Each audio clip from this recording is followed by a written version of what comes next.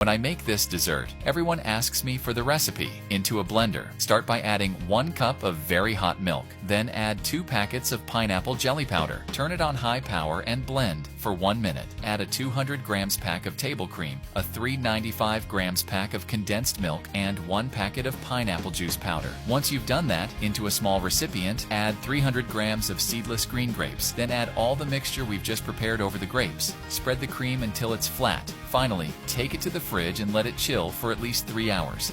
That recipe is ready. You may now get a slice and enjoy it. Thank you for sharing this recipe. See you next recipe. Bye.